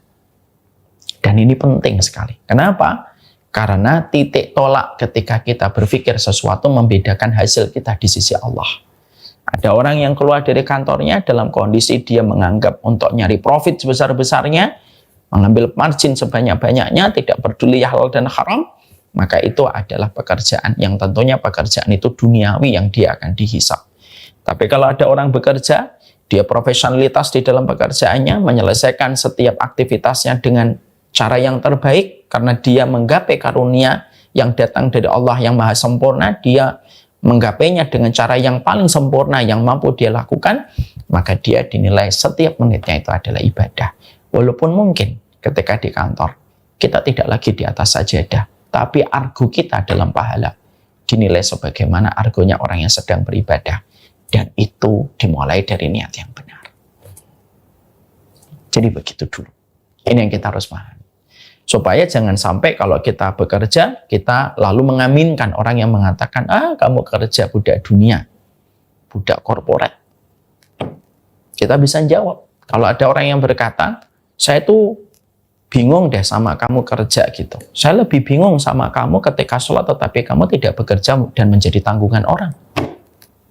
Saya tuh bingung deh kamu kerja. Loh, saya lebih bingung lagi kalau kita menjadi manusia tidak bisa sebagaimana burung yang membawa cacing kepada burung yang sakit. Karena Nabi pun juga berusaha dan berdagang. Dan para sahabat pun berdagang. Bukankah Umar dalam riwayat Muslim juga berdagang? Bukankah kita mendapatkan Abdurrahman bin Auf juga berdagang? Dan Nabi tidak pernah mengaibkan effort yang mereka lakukan ketika mereka berdagang. Kita mulai dari sini dulu. Bekerja itu merupakan ibadah. Ketika kita sudah sepakat bahwasanya ketika kita bekerja itu adalah ibadah, argo pahala kita berjalan, walaupun kita tidak berada di atas sajadah dan walaupun kita tidak di depan Ka'bah, tapi ketika kita melakukan ini semata-mata karena Allah, maka menjadi nilainya begitu besar di sisi Allah Subhanahu wa ta'ala. Maka yang kita harus lakukan itu apa? Bagaimana di tempat pekerjaan kita itu kita mendapatkan sebuah kebaikan. Karena kita ingin bahwasanya kita bukan hanya bekerja yang kita landasi dengan kata ibadah. Tapi yang juga kita inginkan adalah di tempat kita bekerja, kita bukan hanya mendapatkan gaji, mendapatkan karunia dan rezeki, memberikan kekuatan kepada tulang kita untuk beribadah dan memberikan manfaat kepada orang di sekitar kita. Bukan hanya itu saja. Jadi ini tidak boleh berhenti. Masih koma. Komanya berlanjut. Lalu bagaimanakah cara kita ketika kita bekerja, ketika kita sudah landasi ini ibadah, kita ingin menebarkan manfaat dan maslahat kepada orang di sekitar kita supaya kita bisa beribadah dan tidak menjadi tanggungan dan beban bagi orang lain, ini koma. Apalagi setelah ini? Setelah itu adalah bagaimana kita menjadikan tempat pekerjaan kita itu menjadi tempat yang nyaman, sebagaimana keluarga kita, walaupun kita dan karyawan-karyawan lain tidak bersangkutan dan tidak berkaitan di dalam hubungan darah. Tapi kita ingin mendapatkan di tempat pekerjaan kita itu selayak keluarga. Karena ini merupakan sebuah kenikmatan. Makanya Bapak dan Ibu, di kantor besarnya Perkebunan Nusantara, kalau boleh saya sampaikan, ketika kita bekerja, mendapatkan gaji, itu merupakan sebuah kenikmatan. Karena banyak orang yang belum mendapatkan pekerjaan untuk mendapatkan gaji yang mencukupi mereka. Tapi ketika kita bekerja, di tempat kita mendapatkan gaji, dan di tempat itu pula, suasana yang kita rasakan setiap kita masuk ke kantor, cita rasa keluarga, itu karunia dan itu anugerah. Karena apa? Tidak setiap tempat pekerjaan selayak keluarga. Tapi kalau kita bekerja, ketika ini ibadah, dan ini kita niatkan untuk menjadikan kita meraih ridhonya Allah. Lalu di tempat pekerjaan ini kita mendapatkan sebagaimana hubungan kita dengan karyawan lain, hubungan kita dengan atasan, selayak keluarga. Itu karunia dan itu anugerah. Yang belum tentu setiap orang itu mendapatkan karunia dan anugerah itu. Karena kita mau tidak mau, jujur mau tidak mau, ridho tidak ridho, kita harus jujur mengatakan bahwasanya tempat yang paling banyak mengambil aktivitas kita selain rumah kita dan mungkin masjid ketika kita 5 waktu datang ke masjid. Tempat yang paling banyak mengambil waktu hidup kita itu tempat kita bekerja. Minimal 9 to 5. Minimal itu dari 9 ke angka 5 sore hari itu kita berada di dalam kantor kita. Maka kita bisa membayangkan kalau ternyata di kantor kita ketika sama-sama kita memiliki sebuah niatan untuk mencari karunia bersama-sama, di mana karunia yang Allah tentukan kepada kita diturunkan oleh Allah ketika kita menjadi teamwork, menjadi tim besar, baru mendapatkan karunia. Maka kita ingin sekali bahwasanya di tempat kita bekerja mendapatkan rezeki itu. kita itu harus betul-betul berusaha untuk menempatkan suasana di tempat kita bekerja itu selayak keluarga. Karena apa? Karena itu karunia dan anugerah. Maaf ya Bapak dan Ibu, ada dua tipe manusia mendapatkan rezeki. Ada tipe manusia mendapatkan rezeki dengan apa yang dia usahakan sendiri. Dia berbisnis, dia mendapatkan keuntungan sendiri ketika dia mengelola bisnisnya itu by personal. Tapi ada orang yang kedua yang mendapatkan rezekinya itu bukan by personal, tapi sebagai tim, bagian dari tim besar. Baru Allah memberikan rezeki kepada mereka. Dan tiap orang punya kadarnya masing-masing yang tidak bisa dipaksakan. Ada teman kita, dia kerja di rumah, dia buka itu pelatihan, dia buka jurnal, dia jual dagangannya laku. Walaupun karyawannya dia, ownernya dia, CEO-nya dia, presidennya dia. Ada orang kayak gitu. Tapi ada orang yang tidak bisa kayak gitu. Ada orang yang tipenya harus bekerja dalam big team, ya, sebuah tim yang besar, baru dia mendapatkan rezeki. Lalu keuntungan besar yang didapatkan dibagi sesuai dengan porsi dan pekerjaan mereka, baru mendapatkan rezeki. Saya yakin di Perkebunan Nusantara, seluruh karyawan yang hari ini menjadi bagian dari keluarga besar Perkebunan Nusantara, kita harus tahu, satu, kita pekerjaannya adalah pekerjaan yang dinilai ibadah. Ketika kita tidak ingin menjadi beban bagi orang lain, ketika mendapatkan gaji, kita mencukupi kebutuhan kita dan keluarga kita, dan memberikan manfaat kalau ada yang lebih. Yang kedua, kita juga paham bahwasanya rezeki yang Allah titipkan kepada kita itu bukan by personal, tapi rezeki yang Allah titipkan kepada Perkebunan Nusantara itu ketika Allah titipkan ketika kita menjadi tim besar. Maka alangkah susahnya kita mendapatkan karunia yang besar yang Allah akan berikan kepada kita kalau di tim besar ini ternyata tidak bisa sebagaimana keluarga. Kalau ada suasana sebagaimana suasana pertikaian, permusuhan, tidak ada habis-habisnya, saling sikat menyikat, saling sudut menyudutkan, saling menjatuhkan, saling mengaibkan, bisa jadi rezeki dan karunia yang Allah titipkan kepada kita akhirnya terlambat datang kepada kita ketika tim besar ini tidak menempatkan sebagai keluarga karena kegaduhan yang mereka perlihatkan setiap waktunya ketika mereka tidak sebagaimana keluarga. Bisa jadi Allah tahan profitnya, Allah tahan rezekinya, Allah tahan karunianya. Bukan karena Allah itu pelit, bukan. Tapi karena kegaduhan-kegaduhan yang ada di tempat itu ketika mereka tidak mengupayakan sebagai tim besar yang harusnya sebagaimana saling keluarga dan saling membackup dan memberikan sinergi kebaikan. Saya ambilkan contoh yang simpel dan sederhana, Bapak. Saya sering ngomong ini ke tim saya. Kita, Pak, misalkan kita sering membantu anak yatim. Ada satu yayasan yang kita percaya. Ketika kita memiliki harta lebih, kita menitipkan rezeki kita kepada yayasan ini untuk memberi manfaat kepada banyak anak yatim. Satu waktu, Bapak membuka gadget, mendapatkan informasi, sudah menjadi informasi nasional. Ternyata, di yayasan yang biasa kita menitipkan rezeki kita, terjadi kekisruhan. Rame, pengurusnya saling bertengkar, antara pengurus yayasan dengan pengurus harian, mereka saling menggugat di meja peradilan, hukum. Dan mereka sudah mengajukan proses hukum itu kepada para pengacara. Kita yang selama ini menitipkan rezeki kita ke yayasan itu, setelah mendengar yayasan itu banyak pertengkaran, apa yang kira-kira akan kita lakukan, Pak?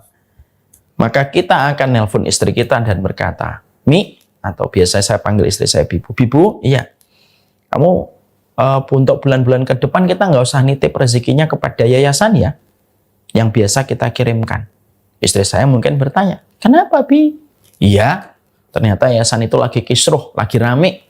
Ternyata saya baca ini berita nasional. Ternyata mereka saling menggugat antara pengurus harian dan pengurus yayasan. Pasti istri saya akan setuju. Oke, ya udah nggak usah nitip itu kalau lagi rame. Kita nitip ke yayasan yang mereka adem-adem saja. Itu bukan bicara tentang yayasan, Bapak. Itu bicara tentang konsep rezeki. Kadang-kadang konsep rezeki itu akhirnya Allah tahan kepada banyak orang. Itu bukan karena Allah pelit, tapi karena terlalu gaduh. Sehingga akhirnya mereka saling menyikut dan akhirnya bukan hanya Allah tahan, sampai ampunan pun Allah tahan kalau kita ini sedang kisruh.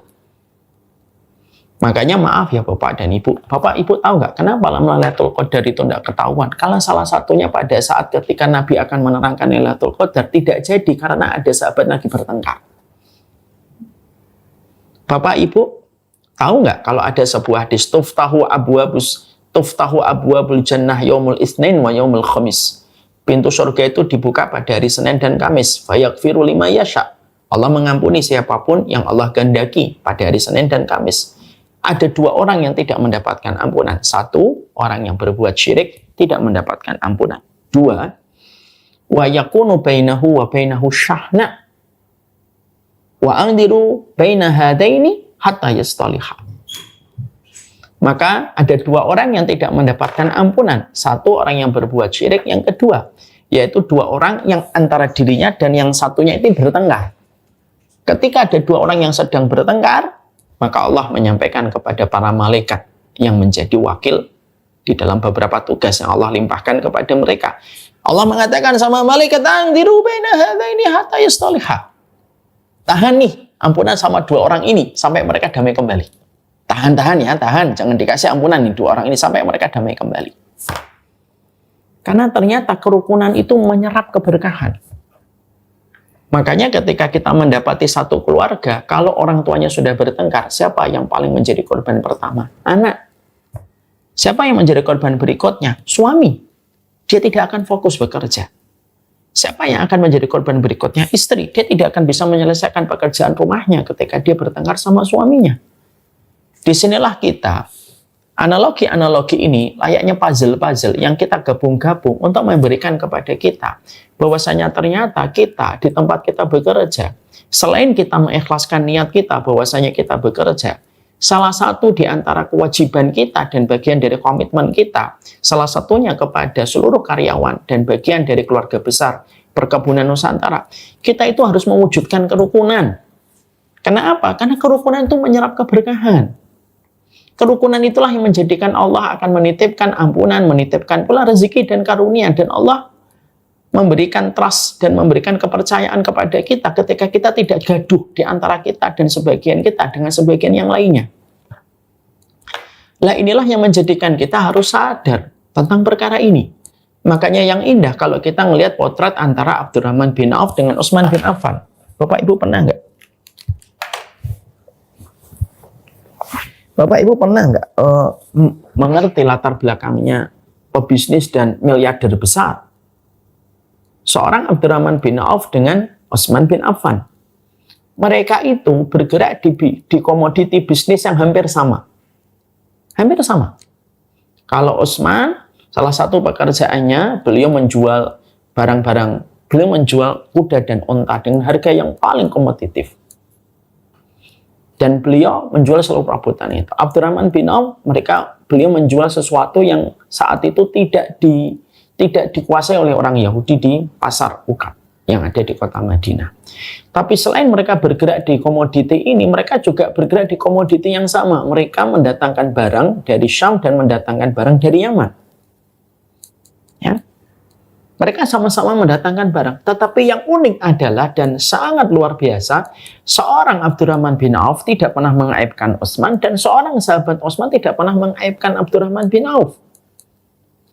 Dan Allah memberikan takaran rezeki kepada mereka itu takarannya berlimpah-limpah, baik kepada Utsman ataupun kepada Abdurrahman bin Auf. Disitulah kita akhirnya memahami kadang-kadang banyak usaha itu mampet dan akhirnya terhalang oleh karunia Allah. Ya kadang-kadang ada suami mendolimi istrinya, ribut dengan istrinya, yang akhirnya ketika tidak ada kerukunan antara dirinya dengan suami, Allah nahan rezekinya. Terkadang Allah itu menahan rezeki kepada satu kantor. Karena apa? Karena ternyata kondisi yang ada di dalam kantor itu bagaikan api dalam sekam. Bagaikan kita berada pada air yang dihangatkan oleh kompor setiap waktunya. Sehingga ketika masuk ke dalam kantor itu bisa jadi ada ketidaknyamanan. Padahal ini adalah kantor. Yang mana kita paling banyak berada di kantor selain berada di dalam rumah kita. Dan orang yang paling banyak kita harapkan di dalam kebaikan itu adalah teman-teman kantor kita. Yang paling banyak membersamai kita dalam puluhan purnama di dalam hidup kita. Siapa orang yang akan nyolatin kita kalau bukan orang di teman kantor kita? Yang pertama kali kita harapkan mereka datang untuk nyalatin kita. Siapa orang yang paling kita harapkan untuk memberikan testimoni kebaikan kalau kita wafat? Kalau bukan orang-orang teman kantor kita, selain tetangga kita dan orang yang kita kenal dalam bersosial. Itu kan teman kantor. Jangan remehkan teman kantor itu. Karena bagaimanapun respon dan testimoni yang mereka berikan kepada kita, itu akan mempengaruhi bagaimana nasib kita ketika meninggal dunia. Bapak Ibu tolong dengarkan hadis ini. Nabi dilewati satu jenazah. Para sahabat ramai berkata, khairan, dia orang yang baik. Maka seketika Nabi itu mengatakan wajibat. Seketika Nabi itu mengatakan wajib. Lalu dilewatin jenazah yang kedua. Nabi mengatakan wajibat. Dilewatin jenazah yang kedua, para sahabat mengatakan syarron, buruk, orang yang buruk. Maka Nabi mengatakan wajibat. Ditanyakan kepada baginda Nabi, apa artinya wajibat yang pertama dan wajibat yang kedua? Artinya wajibat itu apa sih? Wajib. Wajib. Nabi lalu berkata, orang yang kalian komentari baik, maka wajib bagi Allah memasukkan dia ke surga. Dan orang yang kalian komentari buruk, maka wajib bagi Allah memasukkan dia ke dalam neraka. Lalu Nabi menutup closing sabdanya itu dengan kalimat, antum syuhadaullahi fil ardi. Kalian yang hidup, saksi-saksi Allah di atas muka bumi. Kalau kita bekerja, tidak kita mulai bahwasanya kita memiliki sebuah komitmen untuk menjadikan tempat kita bekerja selayak keluarga. Siapa yang akan memberikan testimoni kalau kita baik? Kalau kita meninggal dunia, kalau bukan teman kantor kita, selain tetangga kita dan orang yang kita kenal. Karena ketika kita berlaku yang terbaik, akhlak yang terbaik, lalu kita meninggal dunia, orang-orang di kantor mengatakan dia teman kantor saya, teman direksi saya, dia teman satu departemen dengan saya, dia orang yang baik. Kesaksian satu orang ini tidak akan remeh di sisi Allah. Kenapa? Karena kesaksian manusia itu kesaksian Allah di atas muka bumi. Ya. Makanya sampai ini kalau kita lanjutin lagi lebih dahsyat lagi. Man shalla alaihi arba'una rajulan la yusyrikuna billahi illa syafa'ahumullahu yaumil qiyamah. Kalau ada orang meninggal dunia disolati sama 40 orang solih yang tidak berbuat syirik, maka 40 orang ini yang tidak berbuat syirik bisa memberi syafaat kepada mereka yang disolati. Cek handphone kita, ada 40 orang teman kita nggak yang kira-kira mereka baik, mereka tidak berbuat syirik, yang kiranya kalau kita meninggal dunia, dia sedih, dia datang, dia mendoakan kita dan menyolati kita. Tidak usah butuh yang banyak, cuma 40 saja. Minimal 40 saja itu bisa memberi syafaat kepada kita kalau kita meninggal dunia. Inilah yang menjadi bagian-bagian yang tadi saya sampaikan. Di satu sisi, kenapa kita harus berusaha menjadikan kehidupan kantor kita sekantor sesurga? Karena kita tidak akan bisa mendapatkan sebuah tagline seindah ini, sekantor sesurga, sampai kita betul-betul mengupayakan bahwasanya kita bukan hanya bekerja, tapi kita mendapatkan keluarga di tempat kita bekerja. Pertama, karena keberkahan harta dan karunia itu Allah berikan kepada kita kalau kita itu tidak saling sikut-menyikut dan tidak saling bermusuhan. Dan kita tidak rame, nggak tawuran, nggak gaduh. Dan yang kedua, kenapa kita itu supaya rukun? Karena tempat kita bekerja itu tempat yang paling banyak kita tempatin selain rumah kita. Kita butuh kesaksian teman kantor kita kalau kita orang baik ketika kita tidak menyakitin mereka. Kita butuh mereka menyolati kita, setidaknya 40 di antara teman-teman kantor kita. Kalau mereka itu mendapati kita meninggal, mereka datang dengan tulus dan berkata, Allahumma fillahu warhamhu wa'afihi wa'afu'an wa'akrim nusulahu wa'wasi'mat khalahu. Maka sesungguhnya kita akan diampuni dan diberikan syafaat dari 40 orang yang menyolatin kita. Maka inilah yang menjadikan kita akhirnya paham. Membicarakan tentang profit supaya kita bisa maksimal, itu bukan hanya bagaimana strategi bisnisnya, tapi bagaimana mengupayakan supaya big team yang kita miliki ini, ketika kita sadar bahwasanya karunia rezeki kita itu berdasarkan tim kita dan kita tidak bisa mendapatkan rezeki by personal, ya pastikan bahwasanya kita ini harus menjadikan salah satu di antara moto besarnya pekerjaan kita, terkhusus kepada perkebunan Nusantara. Sekantor sesurga itu bukan hanya tagline, tetapi ikhtiar yang harus kita lakukan. Ya? Makanya inilah yang menjadikan kita setidaknya apa yang harus kita lakukan ketika kita itu ingin untuk mewujudkan tentang perkara ini. Ya setidaknya ada beberapa poin penting, karena waktu kita sangatlah terbatas. Sekarang udah berapa? 2:30 ya? Masya Allah udah 1 jam nggak kerasa.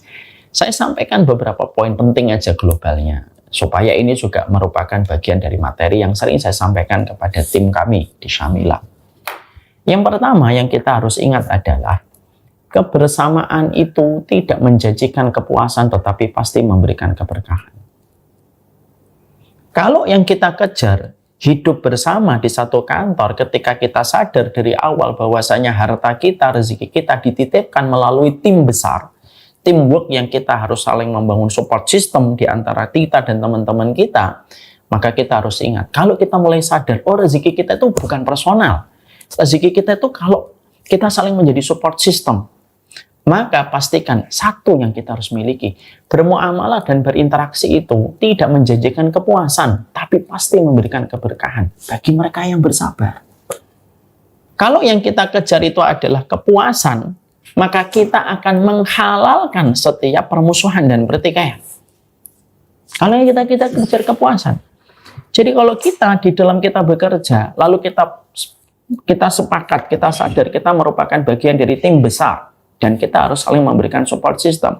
Jadi ketika kita bekerja, lalu akhirnya kita menetapkan sebuah kepuasan di dalam kita bekerja, lalu setiap orang kita tuntut supaya terus memberikan kepada kita kepuasan untuk memberikan endorfin ego kita setiap waktunya, ya susah. Pasti kita akan menghalalkan setiap pertikaian dan kita selalu menghadirkan 1000 alasan untuk berpisah hanya ketika kita sedang kecewa. Kita harus paham betul bahwasanya di dalam kehidupan kita ketika bermuamalah bersama-sama itu tidak menjanjikan kepuasan, tetapi pastinya memberikan keberkahan selama kita bersabar. Kalau kita paham bahwasanya di tempat kita bekerja itu adalah ibadah, ini ibadah, berarti tidak ada perkara kecuali menjadi ujian dalam kehidupan kita supaya kita mendapatkan pahala kesabaran. Makanya saya sering menghibur diri saya. Kalau semuanya dimudahkan untuk kita, lalu dari mana kita dapat pahala kesabaran? Bapak tahu nggak? Saya ini dalam bermuamalah, di dalam saya berdakwah, apakah semua orang pro sama saya? Enggak, banyak orang yang nggak suka sama Umar Mita. Ketemu nggak pernah, berjumpa nggak pernah, ngobrol nggak pernah. Tapi ngomongin saya dan keluarga saya semau-maunya dia. Dikatakan sesat lah, dikatakan bla bla bla. Tapi saya menyadari betul, kalau kita menghadapi dalam muamalah dan interaksi kita, terkadang kita menghadapi ketidakpuasan, disitulah kita itu tahu, memang hidup tidak mengejar kepuasan. Tapi hidup itu mengejar keberkahan, dan keberkahan itu datang kepada mereka yang bersabar. Ada terkadang anak buah mengecewakan atasan, kadang atasan tidak sebagaimana yang diasumsikan dan dipersepsikan oleh bawahan. Kadang-kadang itu terjadi dalam kehidupan kita. Bukankah Umar bin Khattab juga pernah, beliau tidak setuju dengan keputusan Nabi Muhammad dalam perang Hudaybiyah sampai Umar bin Khattab berkata, "Alasna alal haq ya Rasulullah, bukankah kita berada di atas kebenaran ya Rasulullah?" Nabi menjawab, "Betul Umar, tapi kita diperintahkan sabar." Jawaban itu pada waktu Hudaybiyah, para sahabat itu tidak setuju dengan perjanjian Hudaybiyah, Bapak dan Ibu. Sampai Nabi memberikan perintah, ayo potong korban sebagai bagian membayar dam. Para sahabat tidak mau potong korban, nggak mau potong kambing. Sampai Nabi masuk ke kemah dan menjumpai Ummu Salamah, dan Ummu Salamah memberikan arahan, ya sudah, sembelih saja ya Nabi sendiri, bayar damnya. Tidak mungkin para sahabatmu membiarkan engkau menyembelih sendiri. Akhirnya Nabi keluar lagi menyembelih, dan akhirnya berbondong-bondong para sahabat menyembelih. Mereka pun pernah dalam kondisi ketika mereka itu tidak setuju dengan apa yang dikatakan di dalam perjanjian Hudaybiyah. Tapi para sahabat tetap bersabar dengan keberkahan yang Allah berikan kepada mereka. Kehidupan ketika kita bersama, kita tidak bisa mendapatkan semuanya sesuai dengan kemauan kita. Makanya manajemen konflik itu apa? At-taghaful. At-taghaful itu apa? Kata Imam Ahmad, at-taghaful itu adalah nggak usah kita mempersoalkan masalah-masalah yang kecil itu jadi besar gitu loh. Itu kata Imam Ahmad. Ya orang kan pasti punya salah gitu. Ambil aja sisi hikmahnya. Kalau ada orang yang membenci kita, supaya kita bersyukur atas orang yang hadir untuk kita. Imam Syafi'i itu Pak, bagus manajemen hatinya itu bagus banget Imam Syafi'i. Salah satu ulama yang saya jatuh cinta betul ini Imam Syafi'i. Imam Syafi'i itu diomongin, Imam Syafi'i, ya ada orang yang Pernah aku lihat di depanmu memujimu, tetapi di belakangmu tuh menusukmu. Dia membicarakan kekuranganmu, bla bla bla. Imam Syafi'i itu senyum. Orang itu berkata, "Loh kok kamu senyum, Imam Syafi'i?" Ya iyalah, setidaknya dia takut ketika di depanku. Walaupun dia berbicara tentang aku di belakangku, setidaknya kalau di depanku dia tidak bicara itu. Ya, tetap ada sisi kebaikan yang diambil sama Imam Syafi'i. Kadang-kadang Allah hadirkan orang yang terkadang tidak cocok kepada kita, baik itu di kantor, dalam interaksi sosial, dalam tetangga, supaya kita itu sadar hidup itu tidak bisa kita kendalikan dan kita kontrol 100% sesuai dengan kemauan kita. Supaya apa? Supaya kita tidak menjadi pekerja yang menuntut kesempurnaan. Sama di rumah pun sama. Saya sering berkata dalam banyak kajian untuk menasihati saya. Menikah itu tidak menjanjikan kepuasan, tapi memberikan keberkahan. Gimana? Bagi mereka yang bersabar. Makanya doanya saya, kalau saya sedang mendoakan istri saya, simpel saja. Ya Allah, semoga kesabaran istri saya lebih besar daripada kesalahan saya, dan semoga kesalahan saya lebih besar daripada kesalahan istri saya. Karena tidak akan membahayakan setiap masalah, selama kita memiliki kesabaran yang lebih besar. Saya yakin di perkebunan Nusantara ini tidak semuanya orang itu bisa terus menyenangkan kita, Pak. Kadang-kadang kita menghadapi orang-orang yang tidak sesuai dengan harapan kita. Wajar itu. Yang tidak wajar itu kalau kita menyikapinya itu membibi buta. Lalu kita menuntut kesempurnaan datang dari teman-teman sejawat kita. Itu yang tidak logis kita. Ya, jangan mengharapkan teman kita kayak Umar kalau diri kita aja nggak kayak Abu Bakar. Diri kita nggak kayak Abu Bakar kok menuntut teman kita kayak Umar bin Khattab, ya nggak bisa. Dan terkadang ada orang yang terkadang itu nggak suka dengan kita, itu pasti hikmahnya banyak.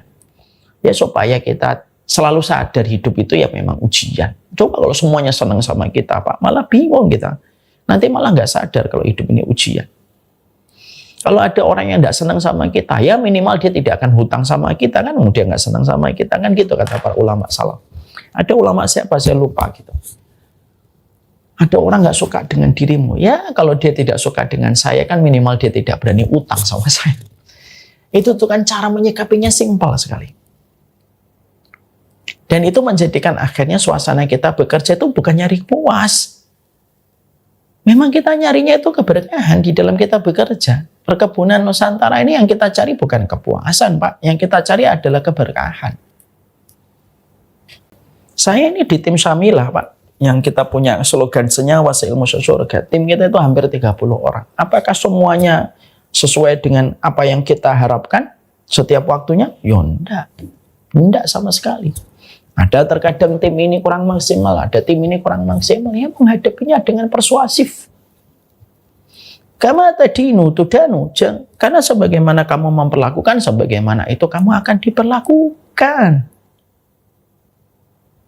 Ya kalau kita kasar ya nanti ada orang yang ngasarin kamu. Ingat loh, di atas jabatanmu ada orang yang lebih menguasai daripada kamu. Dan algoritma kita itu simple. Kalau kita membuka di feed kita bola, yang hadir di dalam timeline kita itu bola. Kita buka bola hari ini di feed kita. Yakin saya 3 hari ke depan, 5 hari ke depan, seluruh timeline kita penuh dengan bola. Sesimpel itu sebenarnya kita. Dan itulah yang menjadikan kita memahami kalau kita berangkat, jangan kita mengharapkan kepuasan. Karena tidak ada orang yang bisa ngasih kita kepuasan. Justru orang yang mengharapkan kepuasan dari kehidupan manusia itu orang yang paling mudah depresi dan frustasi. Makanya perhatikan ini. Jadi saya sampaikan ada sebuah kajian kitab yang baru saja, Pak, saya dapatkan tadi pagi ketika membaca. Saya bacain ya, karena baru saja saya dapetin. Ya. Tis'ata a'syar al-afiyatu fit taghaful. Imam Muhammad itu ditanya, rahasia kebersamaan dalam rumah tangga itu apa? 90% kunci kelanggengan di dalam rumah tangga itu apa? Al-afiyatu fit taghaful. Ya memaafkan dalam perkara-perkara yang remeh. Nggak usah dibesar-besarkan.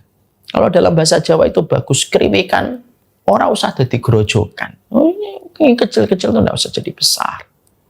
Ada yang nggak suka dengan dakwah kamu, ya sabar, biasa itu. Ada yang mencela kamu di media sosial biasa, Pak. Nggak usah kita komentari dengan nafsu. Saya dilihatin ada orang komentari Ustadz ini, nggak usah kita komentari dengan nafsu. Ngapain kita? Ya setidaknya dia nggak utang sama saya. Maka saya mencontoh para ulama itu, perspektifnya mereka selalu indah.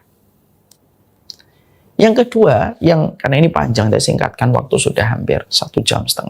Yang kedua, poin yang paling penting yang terakhir adalah ketika kita ingin menjadikan sekantor itu sesurga itu, yang kedua itu apa? Yang kedua itu adalah jangan menjadikan fikih itu dasar loyalitas kita. Fikih itu luas, yang sempit itu hati kita, Pak. Kalau loyalitas kita berdasarkan fikih, ya pora-pora Anda, Pak. Setiap orang itu punya amal-amal amal mereka masing-masing. Ambil pendapat yang menurut kita paling kuat, tapi hormati pendapat yang lain.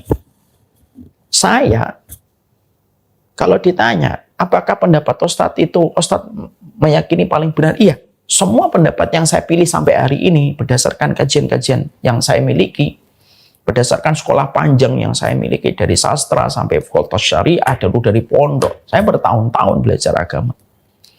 Maka semua pendapat yang saya pilih sampai hari ini, semuanya saya yakin pendapat itu paling benar. Karena kita ini beramal harus merasa yakin dengan apa yang kita pilih. Tapi ketika saya merasa paling benar, saya tetap menghormati pendapat-pendapat lain yang terkadang tidak sama dengan pilihan pendapat yang saya pilih. Persis kayak Imam Syafi'i. Imam Syafi'i itu mengatakan apa? Qauli shawab yahtamilul khata' wa qauluka khata' yahtamilul shawab. Perkataan saya benar, tapi ada kemungkinan salah. Perkataanmu menurut saya, menurut disiplin ilmu saya, salah pendapatmu itu. Tapi ada kemungkinan benar. Bukankah indah perkataan Imam Syafi'i? Nggak ngotot, nggak ngeyel. Jangan menjadi orang yang maunya tuh menang sendiri gitu loh. Maunya didengerin, nggak mau dengerin. Maunya dihormatin, nggak mau menghormatin. Maunya gurunya dihormatin, tapi nggak mau menghormatin yang lain. Tidak bisa hidup semau maunya yang kamu inginkan. Jangan kayak anak-anak lah. Dalam hidup kalau kita sudah dewasa, ngaji-ngaji aja. Tapi jangan jadikan masalah fikih itu menjadi renggangnya hubungan kita di dalam perkantoran. Ya, kita carilah titik-titik yang bisa menjadikan kita itu tetap bisa bekerja sama dalam kebaikan. Walaupun terkadang kita memiliki titik-titik perbedaan yang tidak bisa disatukan karena pilihan kita itu tidak sama. Karena kita semuanya tetap menghambakan kepada Allah, kepada kiblat yang sama, dan di dalam koridor Ahlussunnah wal Jamaah.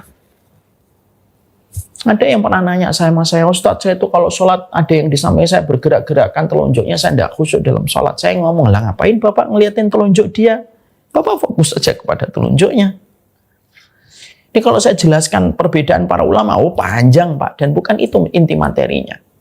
Nanti satu waktu lah kita akan bahas. Kenapa para ulama itu berbeda pendapat? Tapi ini sekarang bukan waktunya membahas itu. Tapi yang saya ingin bahas, kadang-kadang permusuhan itu hanya karena apa? Karena perbedaan masalah fikih. Fikih itu luas, Pak. Yang sempit itu hati kita. Bersatu itu perintah, berbeda itu fitrah. Memang nggak bisa dilepaskan dari perbedaan. Karena cara pandang para ulama terhadap penetapan dalil itu beda-beda. Dan semuanya berdasarkan ulama-ulama terdahulu. Tapi kalau kita menetapkan fikih sebagai dasar loyalitas kita, ya susah, Pak. Akhirnya apa? Ujungnya fanatik. Kalau sudah fanatik, keras kepada orang beriman. Akhirnya apa? Tidak mau, bersungut-sungut, bermuka masam. Gimana sih kamu itu jenggotnya panjang bermuka masam sama orang? Kamu itu kan ngikutin Rasul. Nabi aja bermuka masam kepada Umi Maktum aja, Abdullah bin Umi Maktum ditegur sama Allah. Abasa wa tawalla. Kenapa kamu bermuka masam lagi memalingkan wajahmu sekarang, Pak? Banyak orang hanya karena beda fikih itu bermuka masam dan memalingkan mukanya. Gimana ini? Ya kalau akhirnya kita itu ngotot memilih pendapat fikih lalu memaksumkan ustadz kita, ya susah, Pak. Tidak ada yang maksum. Yang maksum itu hanya Nabi. Jangan seakan-akan bahwasanya engkau lah satu-satunya, bahwasanya ustadzmu kayak Nabi, yang lainnya nggak kayak Nabi. Kemaksuman, kesempurnaan dalam berislam itu hanyalah Rasulullah. Dan telah wafat kemaksuman itu setelah meninggalnya Rasulullah. Para sahabat pun tidak maksum. Para sahabat itu maksum secara mujmal, tapi mereka secara pribadi itu ya ada yang berlaku dosa, ada yang berbuat maksiat, ada yang tidak ngerti dalil, ada yang terkadang belum paham tentang satu tafsir. Makanya akhirnya yang kedua, kehidupan kita di dalam kita melakukan pekerjaan kita sehidup, sekantor, sesurga itu adalah ketika yang kedua, jangan menjadikan fikih titik tolak kita untuk mencintai dan membenci orang. Kalau ini sudah kita lakukan, Pak, kita keras kepada orang beriman. Banyak nggak orang yang kadang-kadang, maaf ya Pak, kerasnya sama orang beriman, maunya tuh didengerin tapi nggak mau dengerin gitu. Seakan-akan bahwasanya dia dan teman-temannya itu yang paling tahu tentang Islam, seakan-akan yang lainnya bodoh semuanya. Seakan-akan bahwasanya hanya dia dan ustadznya yang membaca kitab, seakan-akan ustadz lain tidak ada yang baca kitab. La haula wala quwata illa billah. Nasallallahu alaihi wasallam. Semoga ini bisa memberikan pencerahan untuk kita. Banyak sekali poin-poin penting. Yang pertama, bekerja itu ibadah supaya tidak menggantungkan harapan kita dan menjadi beban bagi orang lain. Ada orang yang mendapatkan rezeki baik personal, ada orang yang mendapatkan rezeki itu baik tim yang Allah titipkan. Rezeki itu dengan tim besar yang mereka bersama-sama. Disitulah kita harus paham. Kenapa kita harus sehidup, sekantor, sesurga? Ya karena pada dasarnya kita membutuhkan tempat yang betul-betul memberikan kenyamanan. Supaya rezeki kita lancar, Pak, kalau kita tidak gaduh. Dan ketika kita sekantor, sesurga, orang-orang yang menjadi teman kantor kita yang akan memberikan kesaksian baik, yang mungkin akan menyolati kita, dan mendapatkan banyak kemudahan di dalam hidup.